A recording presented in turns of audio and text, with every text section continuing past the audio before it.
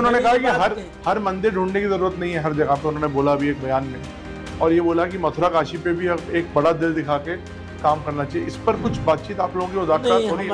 हमारी मैंने जैसे कि मैंने कहा कि ये फैसला तो मैं नहीं करूंगा। मदनी साहब, बहुत बहुत शुक्रिया हमसे बात करने के लिए, आपने समय दिया, मैं तो बहुत बहुत शुक्रगुजार हूँ। काफ़ी लंबी मेहनत के बाद आपका इंटरव्यू हमें मिल रहा है। नहीं तो मदनी साहब, मैं स्ट्रेट अवे एक क्वेश्चन पे आता हूँ। अभी आपको मैंने देखा कि आप गुवाहाटी गए, असम गए, वहाँ पे कई ज़िलों में जहाँ पे एविक्शन की एक ड्राइव चल रही है। तो क्या ये मुद्दा है और इसको किस तरह से आप देख रहे हैं, इस एविक्शन को? नॉट ओनली असम, बाकी जगहों पे भी तो चल रहा है। देखिए, एक है सिचुएशन, जब एविक्शन की बात करते हैं हम तो कई जगह डेवलपमेंट का सवाल आता है, सड़कों का सवाल आता है और भी प्रोजेक्टों का सवाल आता है। तो मैं नहीं समझता कि इंडिया जैसी डेवलपिंग कंट्री में सिर्फ इस वजह से कि एविक्शन हो रहा है उसका विरोध किया जाए, बल्कि उसको सपोर्ट किया जाना चाहिए। आसाम की सिचुएशन ऐसी है कि वो ख़ास तौर से उन्होंने जानबूझकर सुप्रीम कोर्ट की गाइडलाइंस को इग्नोर किया है और ज़बरदस्ती करने की कोशिश की है, क्योंकि चुनाव करीब है। उनके लिए आसान है बेरोज़गारी के पर सवाल ना हो, करप्शन पर सवाल ना हो, दूसरी चीज़ों के सवाल सब लोगों के माइंड से हट जाएं और कम्युनिटी विशेष का मसला बन जाए, तो आसान है वो। उसी के मुताबिक उन्होंने उसके ऊपर एक्शन लिया है। यही हमारी उनसे शिकायत थी। हमने कहा भाई आप गाइडलाइन के मुताबिक सिस्टम से करिए काम को, जो करना है ठीक है। तो आपको लगता है वो टारगेट कर रहे हैं कम्युनिटी को? उन्होंने, वो हमें नहीं लगता, वो खुद ही लगा रहे हैं इस बात को। आपने, कुछ लोग एक जगह रहते हैं, एक गांव है, आपने उस गांव को उजाड़ दिया, पेपर्स में नाम दिया कि ये एविक्शन हो रहा है फला फला वजह से, फॉरेस्ट में है, इसमें है, उसमें है, जो भी हो, तो पेपर में तो ये नाम है और अपने भाषणों में कह रहे हैं कि ये डाउटफुल लोग हैं, फला है फला है। तो आप ये क्यों कह रहे हैं कि हम एविक्शन इसलिए कर रहे हैं कि ये फॉरेस्ट में है? आप ये कहिए हम एविक्शन इसलिए कर रहे हैं कि ये बांग्लादेशी हैं, आप ये कहिए ना। और ये कह कर के फिर आप उनको डिपोर्ट कीजिए। बांग्लादेशी होने का और बांग्लादेशियों को डिपोर्ट करने का एक पूरा प्रोसेस है, वो प्रोसेस कहीं भी इंप्लीमेंट नहीं किया जा रहा है। इस केस में एविक्शन वाले एरिया में कहीं कुछ नहीं किया जा रहा है, लेकिन जबान से अपने भाषणों में वो कर रहे हैं। तो आप समझ रहे हैं कि निशाना कहीं और है और बातचीत कहीं और है, काम कुछ और हो रहा है, निशाना कुछ और हो रहा है। तो अपने वोटर्स को, जो फ्यूचर में उनके वोटर्स हो सकते हैं, उनको बेवकूफ़ बनाने के लिए वो अपने भाषणों में दूसरी बात कह रहे हैं और काम दूसरा कर रहे हैं। तो बांग्लादेशी अगर बाहर निकाल रहे हैं तो दिक्कत क्या है? हाँ, कोई दिक्कत नहीं है। हम तो कह रहे हैं कि कोई बांग्लादेशी, कोई विदेशी इस धरती पर नहीं रहना चाहिए। ये तो सभी कह रहे हैं, इससे कौन डिसएग्री करेगा। प्रॉब्लम क्या है, मैं रहता हूँ वहाँ, गलत तरीके से रह रहा था फॉरेस्ट में, मुझे वहाँ एविक्शन हो गया, निकाल दिया गया, मेरा घर तोड़ दिया गया। ठीक, जिस तरह तोड़ा गया, जो सिस्टम होना चाहिए था उसको गाइडलाइन का ध्यान नहीं किया गया, सुप्रीम कोर्ट की गाइडलाइन का ध्यान नहीं किया। एक नहीं, कई सारी गाइडलाइंस है, क्योंकि एविक्शन तो ज़रूरत है मुल्क की, वो ज़रूरत है तो वो ज़रूरत तो पूरी की जाएगी, जैसे और सारी ज़रूरतें हैं ऐसी वो भी एक ज़रूरी चीज़ है। लेकिन उसका एक सिस्टम बनाया गया, वो सुप्रीम कोर्ट ने बनाया, मैंने नहीं बनाया, किसी पार्लियामेंट ने नहीं बनाया, सुप्रीम कोर्ट ने एक गाइडलाइन दी, आपने उसको फॉलो नहीं किया। एक बात, अच्छा, मेरे दो गुना हो सकते हैं। एक गुना मेरा ये हो सकता है कि मैंने सरकारी जगह पे या फॉरेस्ट के अंदर जाकर के अपना घर बना लिया, अपना गांव बसा लिया, मस्जिद भी बना ली, सारा कुछ कर लिया, पूरा गांव हो गया। 50 साल से मैं रह रहा था, आज पता चला कि ये फॉरेस्ट लैंड है, तो उन्होंने एविक्शन की कार्रवाई की। ये एक बात है। दूसरा एक है कि मैं इंडिया का सिटीजन तो हूँ ही, इस गलत काम करने की वजह से या 50 साल से वहाँ रहने की वजह से आप मुझे बांग्लादेशी तो नहीं कह सकते। उनका आप बगैर डायरेक्ट कहे हुए इनडायरेक्ट वे में, क्योंकि वो हर मुसलमान को बांग्लादेशी साबित करने पे तुले हुए हैं। जैसे मेरे ही बारे में कह दिया उन्होंने कि मुझे मिल जाएंगे तो मैं उन्हें बांग्लादेश भेज दूंगा उसे। तो मुझे बांग्लादेश भेज देने की बात कर रहे हैं वो, तो इसी से उनकी मेंटेलिटी पता चलती है ना। ये तो बहुत सेंसिटिव चीज़ होती है ना। हम भारतीय नागरिक हैं, मेरे बाप दादा ने यहाँ कुर्बानियाँ दी हैं, जेलों को आबाद किया है, आप कह रहे हैं हम बांग्लादेश भेज देंगे। तो वो मुझे नहीं कह रहे, दरअसल वो सब मुसलमानों को कह रहे हैं।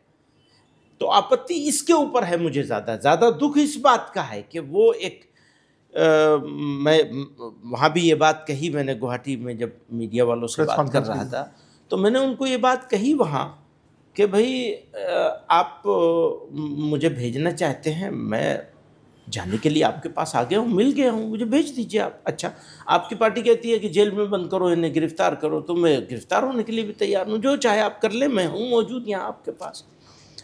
तो वो एक ख़ास मेंटेलिटी है और एक ख़ास ऑब्जेक्ट है, एक ख़ास उनका एक मिशन है एक तरह से कि भाई अब इलेक्शन करीब आ रहे हैं तो अब छुट्टी करो, इनके इश्यूज से डाइवर्ट कर दो लोगों को। वो डाइवर्जन के लिए ये सारा कुछ। उन्होंने ये भी कहा कि बड़ी पुलिस की निगरानी के अंदर आपको वहाँ पे सारा काम कराया जाएगा। नहीं, पुलिस की कोई निगरानी नहीं थी, पता ही नहीं चला उन्हें किसी को कि मैं गया हूँ। मैं तो कॉमन आदमी हूँ। वो कहते हैं मैं हीरो हूँ और ये जीरो है, मदनी जीरो है। हाँ सही कह रहे हो भाई, मैं तो जीरो से भी नीचे कुछ हो सकता हो, शून्य से नीचे भी कुछ हो सकता हो, मैं वहाँ भी ठीक हूँ। पर आप तो हीरो है ना। आपको अब मैं कॉमन आदमी गया वहाँ जाकर के, जब मैंने बताया तब पता चला उनको कि मैं आया हूँ। बट ओवरऑल जो गवर्नमेंट की नीति है एविक्शन की, उससे आपको कोई तकलीफ नहीं है, लेकिन ये जो टारगेटिंग है आपको लगता है ये गलत है?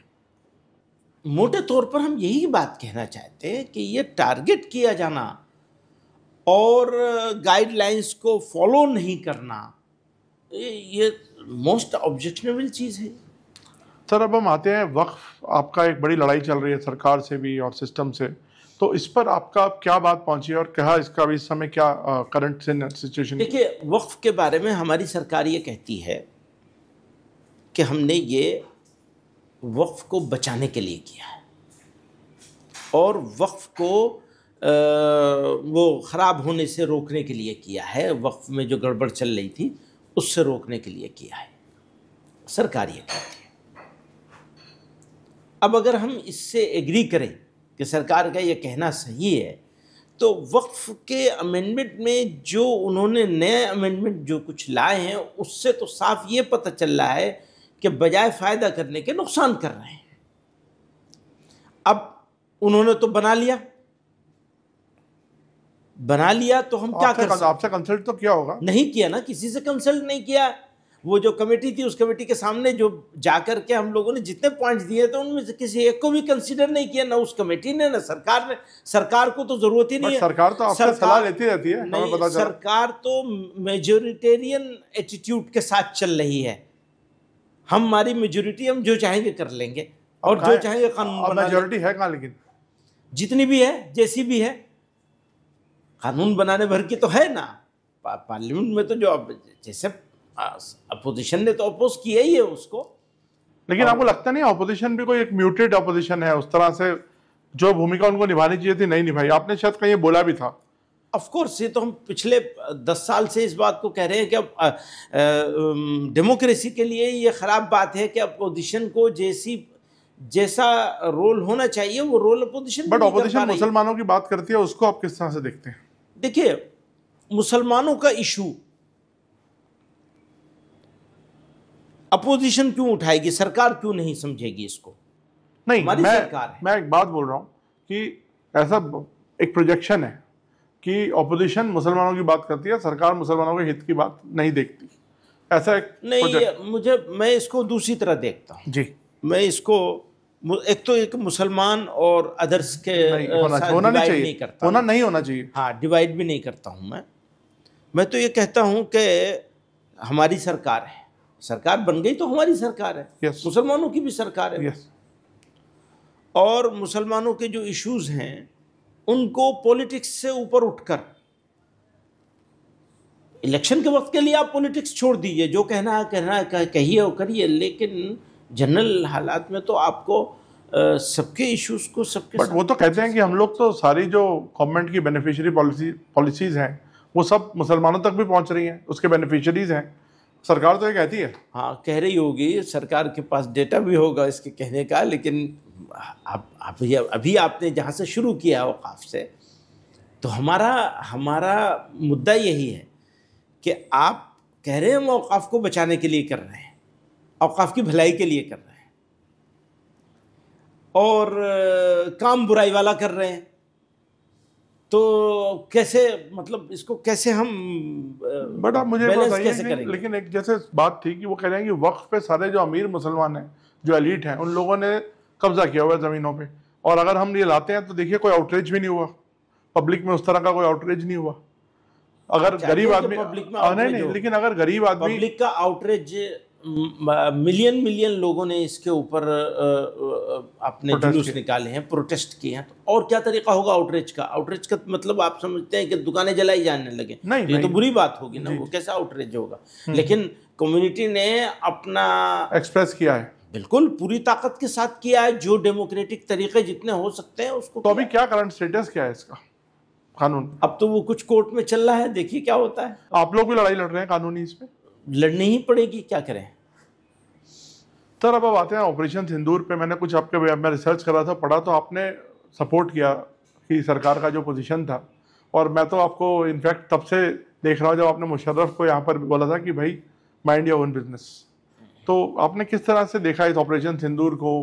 क्योंकि आपसे लंबे दौर बाद बात हो रही है, ये अभी आज का टॉपिक नहीं है, बट मैं इसका जो ऑपरेशन सिंदूर में क्या क्या हुआ, क्या हमने चाहा था अचीव करना, वो हुआ या नहीं हुआ, ये एक सब्जेक्ट है।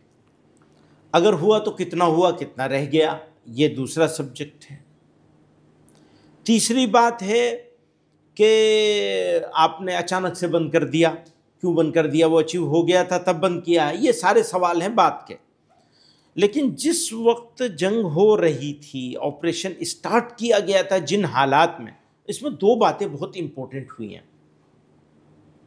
एक तो जिस तरह उन बदबख्तों ने नाम पूछ करके लोगों को मारा, मैं इस देश की जनता को, अपने देशवासियों को, अपने साथियों को, वो जिनको मैं हिंदू मुसलमान में बांटना नहीं चाहता हूँ, उनको कितना शुक्रिया अदा करें कम है कि उन्होंने पेशेंस रखा। सही बात है, ये कोई और मुल्क होता तो पता नहीं क्या क्या हंगामे होते। ये भारत की खूबसूरती है, हमारे बुजुर्गों ने भारत को चूज़ किया था, इंडिया में रहना चूज़ किया था। वो लोग इस्लामिक स्टेट की बात कर रहे थे, उनको रिजेक्ट किया था कि वो झूठ बोल रहे हैं, और इंडिया को चूज़ किया था। ये खूबसूरती है इंडिया की।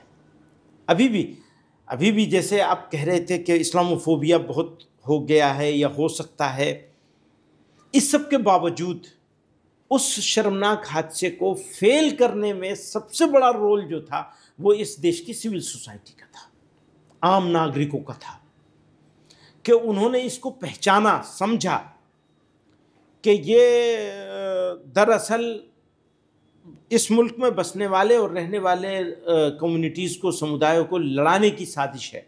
उस साजिश को फेल किया। एक ये बहुत ही बड़ा काम हुआ। या ऑपरेशन सिंदूर से भी बड़ा काम हुआ।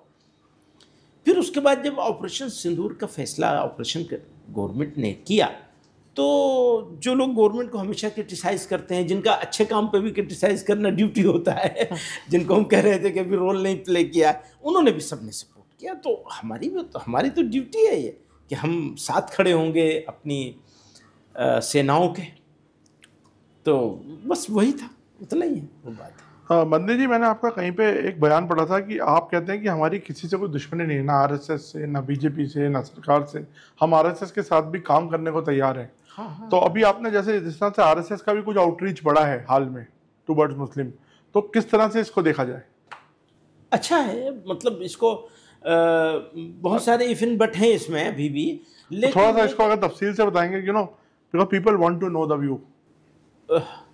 देखिए, आप जो लोग जो सुनना चाहते हैं और जो मैं कहना चाहता हूँ उसमें कुछ फर्क नहीं है। राइट। एक मेरा पर्सनल व्यू नहीं है, बल्कि ऑर्गेनाइजेशन की जो सबसे बड़ी हमारा प्रोग्राम होता है 2023 में हुआ था, वो रामलीला ग्राउंड में जी।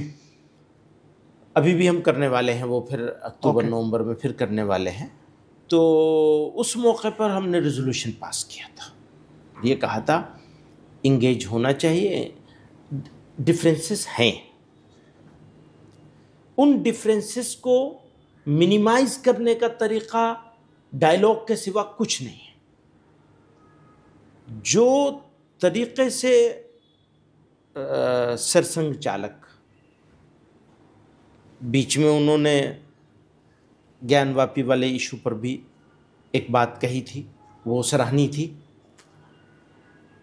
दूसरी बात अभी भी उन्होंने कुछ कही हैं, उनमें कई बातें ऐसी हैं जिनके ऊपर हम लोग डिस्कस कर सकते हैं, हम लोग अपना आर्गुमेंट रख सकते हैं, कह सकते हैं कि हम इससे एग्री नहीं करते हैं, ये सारी बातें हैं। लेकिन इसके साथ साथ जो उनका ये कोशिश है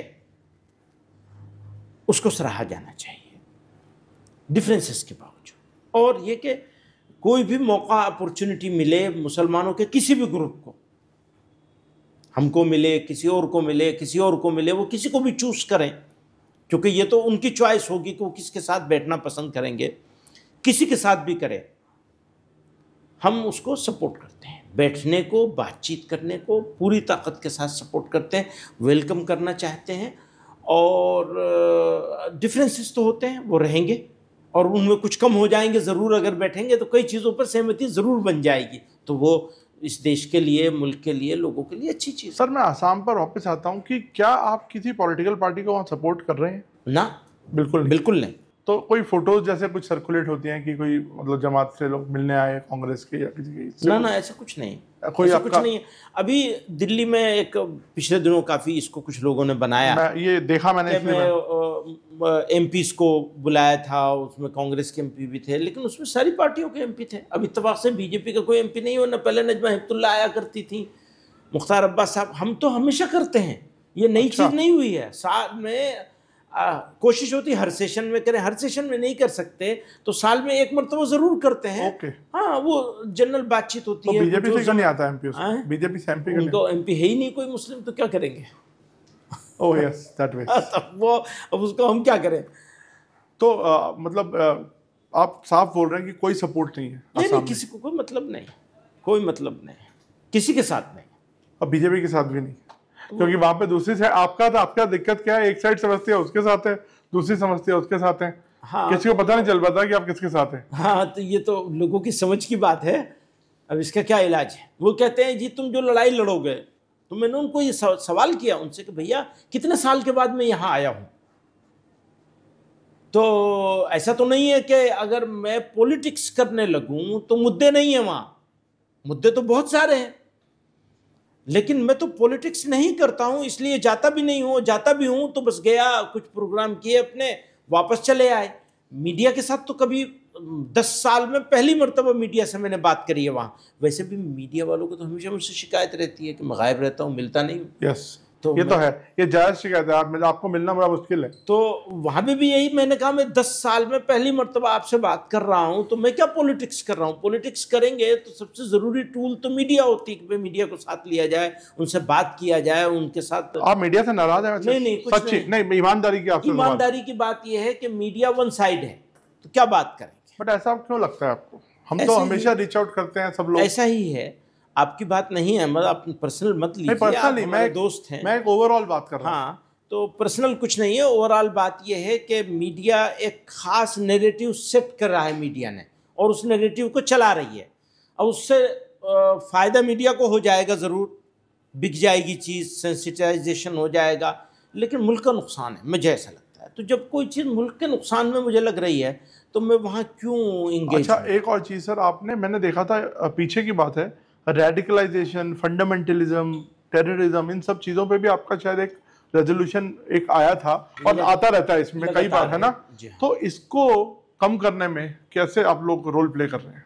ये बहुत ज़रूरी है जानना। ये वन साइडेड नहीं होगा, नहीं, मैं समझ रहा हूँ। तो इसका आपका गेम प्लान क्या है? हमारा कोई गेम प्लान नहीं, हमारा बात अपनी बात कहना है। जी, हम सबसे ये बात कहते हैं, सरकार से भी ये कहना चाहते हैं कि इलेक्शन जीतने के लिए जो करना ज़रूरी हो वो कर लें, लेकिन जब इलेक्शन नहीं हो तब तो कम से कम इंसाफ की बात करें।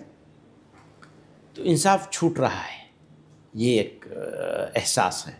वो गलत भी हो सकता हूँ मैं, लेकिन हमारा एहसास यही है कि इंसाफ छूट रहा है। बट आपने जैसे भी कहा कि एक रीच आउट की कोशिश हो रही है आरएसएस की तरफ से भी, और इसको आप वेलकम करते हैं। हाँ बिल्कुल।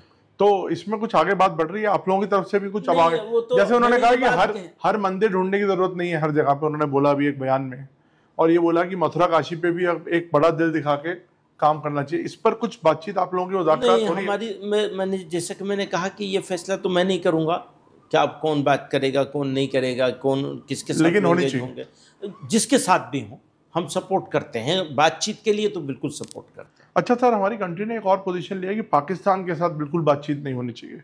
इसको इस नजरिए को आप किस तरह से देखते हैं? असल में मैं स्पेशलिस्ट नहीं हूँ फॉरेन अफेयर्स का, लेकिन सर आपका वॉइस मैटर करता है, क्योंकि देवबंद का इन्फ्लुएंस, आपने कई कॉन्फ्रेंसेस करी हैं तो उधर से भी लोग आते हैं कई बार। हाँ वो ठीक है, उधर के पार्लियामेंटेरियंस इनफैक्ट आए थे एक बार जब मैंने कवर किया था। जी हाँ, तो वो है सब। अब हमारे देश को उसकी जब भी ज़रूरत होगी तो हमारी तरफ से उसको अवेलेबल होगा इंशाल्लाह, जो भी हो सकेगा। लेकिन ये कि मैं इस बारे में बहुत राय नहीं दे सकता, क्योंकि वहाँ पे भी एक ताकत नहीं है। ताकत असल डेमोक्रेटिक फोर्सेस के हाथ में नहीं है। कहने को डेमोक्रेसी है, फैसले पीछे से होते हैं पर्दे के। तो इंडिया ने बहुत सालों तक एक पॉलिसी बना के रखी कि वे इंगेज रखेंगे पाकिस्तान, पर इंडिया को बहुत फ़ायदा नहीं हुआ उसका। तो इस गवर्नमेंट ने ये पॉलिसी बनाई कि डिसएंगेज हो जाएंगे। तो मुझे नहीं लगता कि ये कोई बहुत ऑब्जेक्शनेबल चीज़ है, बल्कि शायद के बेहतर ये भाई थक गए, कितना लेके चलेंगे, थक गए तो भाई यही कर सकते हैं, अपना दरवाज़ा बंद करते हैं, अपना काम करेंगे, तुम्हारे चक्कर में नहीं पड़ेंगे। तो अब इसको इवेलुएट कौन करेगा कि ज़्यादा फ़ायदा करने में था या ज़्यादा फ़ायदा छोड़ने में है, या ज़्यादा नुकसान करने में था और ज़्यादा नुकसान छोड़ने में, ये इवेलुएशन वो करेंगे जो फॉरेन अफेयर्स के लोग होते हैं। लेकिन मुझे ऐसा लगता है कि हाँ, ये फैसला वो भी तो तब भी हम भुगत रहे थे, कमाया तो कुछ नहीं हमने। इंडिया के पर्सपेक्टिव में कह रहा हूँ, इंडिया ने क्या कमाया? राइट, वो नीति काम नहीं आई। बात भी होती रहती थी और काम भी होता रहता था। तो आज की ये नीति, हो सकता है कि कोई बड़ा विद्वान हो, फॉरेन अफेयर्स का एक्सपर्ट हो, वो कहे नहीं ये पॉलिसी गलत है, वही सही थी, वो हो सकता है वो कह दे, मैं उसको भी सही मान सकता हूँ। लेकिन ये एक ट्राई जो करी जा रही है सब बंद करने की, मुझे लगता है ये ट्राई भी कुछ गलत नहीं है। जी सर, अब आप एक बड़ी वोकल वॉइस रहे हैं कि बहुत ज़्यादा इस्लामोफोबिया या हिंदूफोबिया, कुछ भी आप कह सकते हैं, दोनों तरफ से बात होती है जिस तरह की।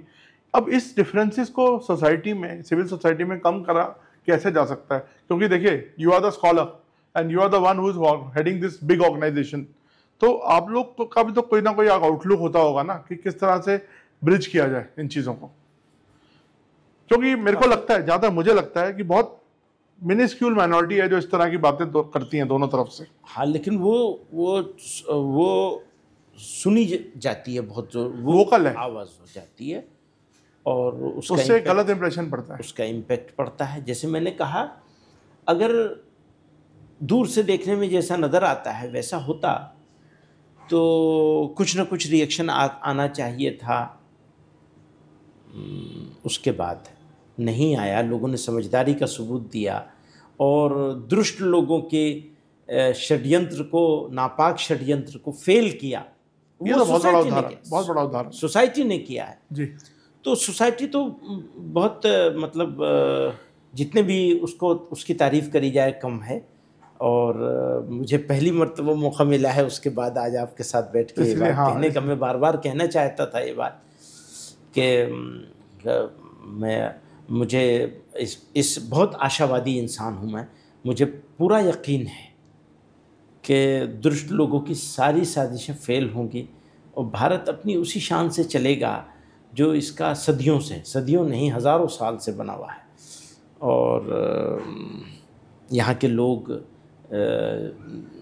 हाँ गुस्से में कुछ कहते भी हैं, करते भी हैं। जो गुस्सा होना जाहिर है, हाँ, घर में तो सब लोग गुस्सा होते हैं एक दूसरे पे, नेचुरल बात है जी। लेकिन ये कि उसकी एक लिमिट में रहने वाले लोग हैं। और मैं तो उम्मीद करता हूँ कि यह ठीक हो जाएगा, पर इस वक्त काफ़ी ख़राब हो रहा है, ये भी है, ये भी मानना पड़ेगा, काफ़ी ख़राब। थोड़ा रिवाइंड करें एक बार। और आपने मुशर्रफ को एक बात यहाँ पे बोली थी कि हिंदुस्तान में पाकिस्तान से कई गुना ज़्यादा मुसलमान रहते हैं, तो आप अपना ध्यान रखिए, हमारे को थोड़ा सा बताइए, क्योंकि ये आज की जनरेशन ने वो वाला वीडियो इतना शायद देखा नहीं है। ये आज की जनरेशन के लिए आपसे क्या आपका वो एक फीलिंग थी और क्या बात हुई थी, थोड़ा बताइए। वो एक बात ऐसी हुई थी कि वो अपनी भाषण में, तकरीर में, मुझे ऐसा लगा कि वो यहाँ आए हैं। इंडिया टुडे कॉन्क्लेव में वो गाला डिनर था, मैं भी उसमें स्पीकर था उससे पहले के उसमें, और उसमें उनकी स्पीच हो रही थी। तो वो मुझे ऐसा लगा कि वो ऐसे बात कर रहे हैं जैसे हम सब रंगरूट बैठे हुए हैं और वो कमांडर इन चीफ हैं। और बातें वो इस तरह की कर रहे थे कि वो डांट डपट कर रहे थे यहाँ कि तुमने ये किया है, तुमने वो किया है, फलाना है, फलां है, और तुम मुसलमानों के साथ ऐसा करोगे तो फिर ये हो गई तुम्हारे साथ। तो मेरे लिए ज़रूरी हो गया बोलना। वो मुझे उस वक्त उनके साथ सवाल करने की, बात करने का उसमें सिस्टम नहीं था। वो उनकी बात ख़त्म होनी थी और डिनर के लिए उठना था। तो मैंने बहुत ज़बरदस्ती करी और मैंने कहा मैं तो हंगामा करूँगा, या आप मुझे बात कहने का मौका मिलना चाहिए। तब आप पार्लियामेंटेरियन थे? हाँ, पार्लियामेंट का मेंबर था। तो वो फिर उन्होंने, अरुण पुरी साहब ने मेरा नाम पुकार दिया।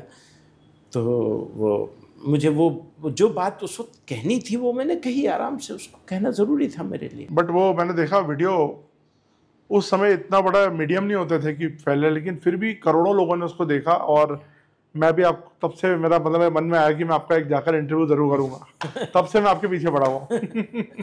तो सर, पुराने दोस्त हैं। तो मदनी साहब, मैं आखिरी पड़ाव पर आ रहा हूँ। आप ओवैसी से भी बड़ा नाराज रहते हैं, ऐसा क्या चक्कर है?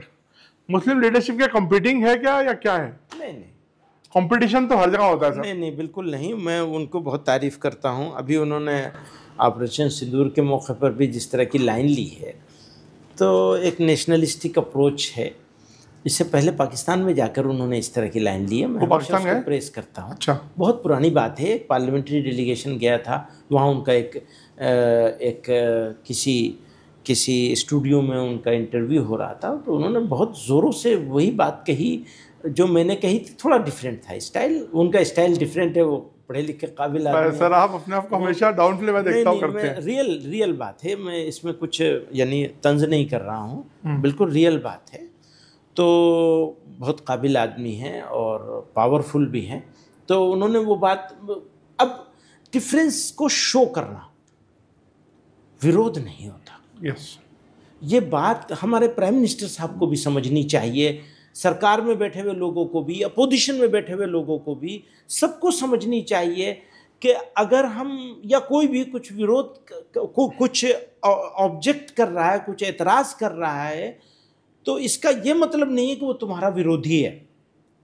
तो मैं ओवैसी साहब का विरोधी नहीं हूँ, लेकिन उनकी बहुत सारी पॉलिसियों से मैं डिसएग्री करता हूँ, और उन्हें भी यह हक रहना चाहिए कि वो मेरी किसी बात से डिसएग्री करें और प्यार के साथ, सम्मान के साथ डिसएग्रीमेंट को शो कर दें। मनभेद नहीं, मनभेद ना हो। मतभेद रखना तो एक जीवित सोसाइटी के लिए उसके जीवित होने का प्रमाण होता है। अगर आप मेरी किसी बात से यहाँ बैठकर भी डिसएग्री नहीं कर सकते तो आप जीवित नहीं हैं, अपनी आत्मा के साथ नहीं बैठे हैं। अब मैं नहीं कर सकता तो मेरी आत्मा कहाँ गई? सो डिसएग्रीमेंट प्रॉपरली शो किया। हाँ, सम्मान, जैसे चीफ मिनिस्टर साहब हैं आसाम के, अब वो बड़े आदमी, काफी आपकी उनसे आजकल दोस्ती ज्यादा है, बड़े आदमी हैं, गार्जियन हैं स्टेट के, लेकिन शब्दों का प्रयोग कैसा करते हैं? तो मैं उनसे हमेशा कहना चाहता हूँ, आपके माध्यम से मुलाकात हुई उनकी कभी? नहीं, पहले कभी हुई है, तो मैं आपके माध्यम से उनको पहचाना चाहता हूँ। भाई, शब्दों को तो प्रयोग ठीक से करें। हाँ, डिसएग्रीमेंट है मेरा उनका, और ज़रूरी नहीं कि रहे, खत्म भी हो सकता है। अरे ये तो बड़ी बात बोली। खत्म हो सकता है भाई, जैसे हम आरएसएस के बारे में आपने सवाल किया तो मैंने कहा खत्म हो सकता है ना, कम हो सकता है। ऐसे ही उनके बारे में हुआ भी है शायद, ऐसे ही उनके बारे में कि बहुत सारी बातों पर हमारा डिसएग्रीमेंट खत्म हो सकता है। और लेकिन आप जब शब्दों का प्रयोग गाली की तरह करें, बिलो द बेल्ट कुछ नहीं होना चाहिए। हाँ, तो आज मैं इसी सवाल पे दोबारा आता हूं सर।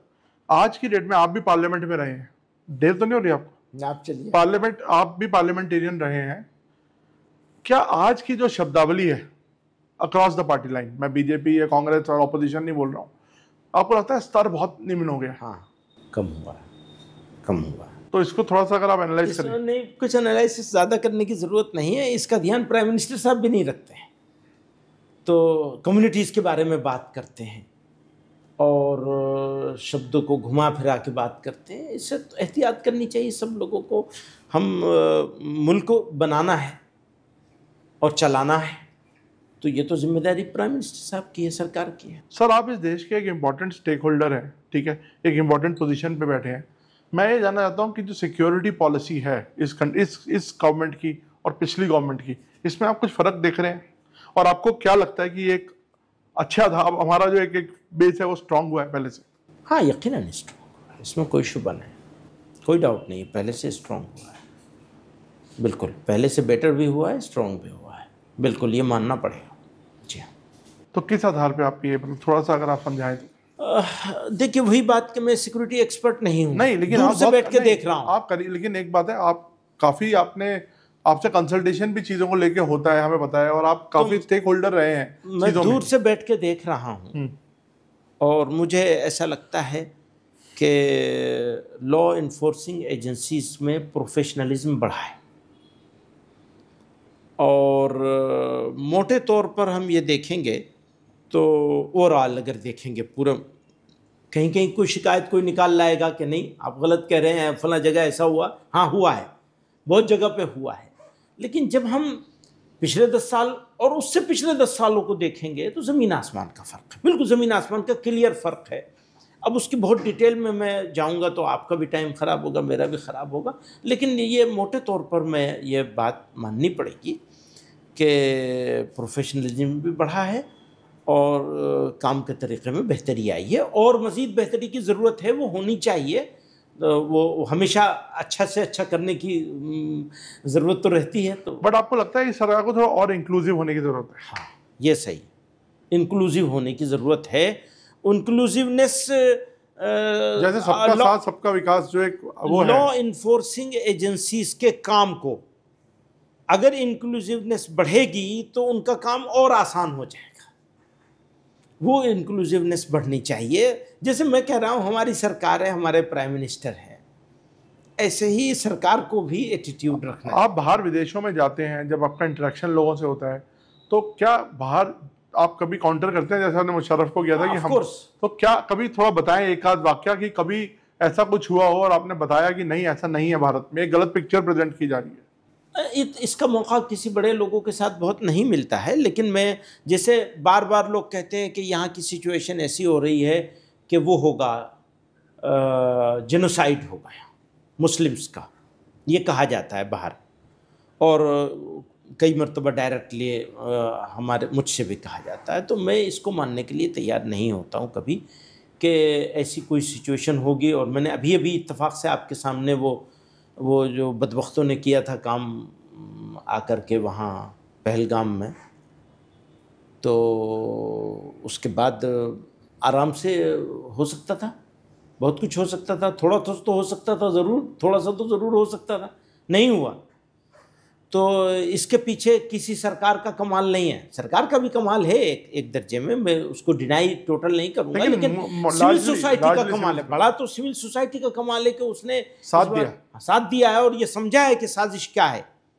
तो इस साजिश को समझा है तो दूसरी साजिशों को भी समझेंगे कि हमारा दुश्मन ये चाहता है कि मुल्क में अनारकी फैले, लड़ाई हो, झगड़ा हो, तो इसको तो पूरी सोसाइटी मिलकर ही इसको। तो जब ये सरकार बोलती है कि बड़ी बड़ी इंटरनेशनल ताकतें लगी हुई हैं हम लोगों को डिस्टेबलाइज करने में, इसमें कुछ हद तक आपको लगता है सच्चाई है?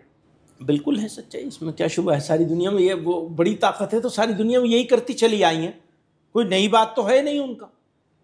जहां से उनका पैसे का मसला हल ना हो और गुलाम ना बना सकें।